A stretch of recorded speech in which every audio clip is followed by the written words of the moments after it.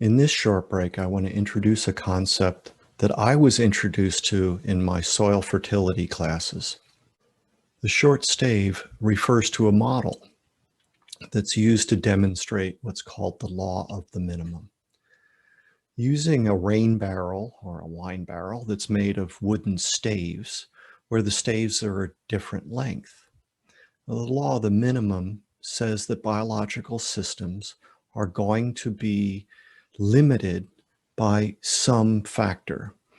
Now, in soil fertility, we were talking about elements like phosphorus, nitrogen, potassium, but it could also be light or heat or organic matter in the soil or water or even air.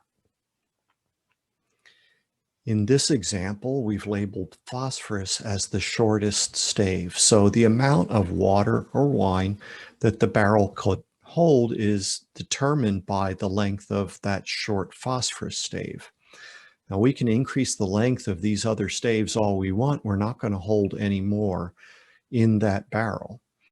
So in this agronomic example, phosphorus has been identified as the limiting element. And adding additional nitrogen in this case will not increase yield. In fact, we may even suffer an imbalance or a toxicity if we apply nutrients that are not in fact limiting. And we will certainly not get best return on the financial investment. So with this example, we've identified that phosphorus was the limiting element. We've added some phosphorus, we've increased yield, but now nitrogen becomes the limiting element. And we can continue this process until we reach some element that cannot be economically adjusted. Maybe it's heat, and we're talking about field crop production where we really can't increase heat units. Or maybe it's water and we can't irrigate. Or maybe it's organic matter, which we can, but it's a longer term process. This barrel analogy has been referred to as Liebig's barrel. Let me apply Liebig's barrel and the law of the minimum to public health. Reading many papers and many books, including this most recent book by Professor Benjamin Bikman, Why We Get Sick, the Hidden Epidemic at the Root of Most Chronic Diseases and How to Fight It. Let's go back to the illustration of the barrel. And now let's begin with the theory that hyperinsulinemia is the short stave of public health. So we'll put insulin resistance here. We'll add elevated insulin and excess carbohydrate in the diet.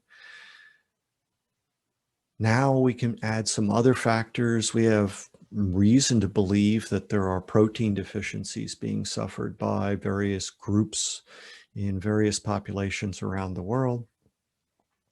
Other nutrient deficiencies are undoubtedly an influence. The practice of semi-starvation diets is undoubtedly not a contributor to health. Essential fatty acid deficiencies and imbalances may likely be a part of this. Other lifestyle factors are undoubtedly a part of overall health. But if we don't address the insulin resistance first, we really can't know with confidence what adjusting the other factors will do to improve public health.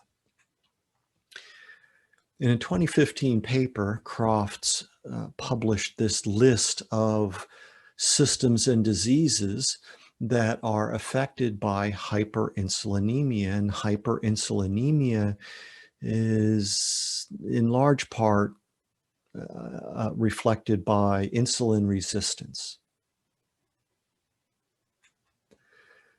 And Professor Bikman has said that any non-infectious chronic disease is in some way affected by insulin resistance.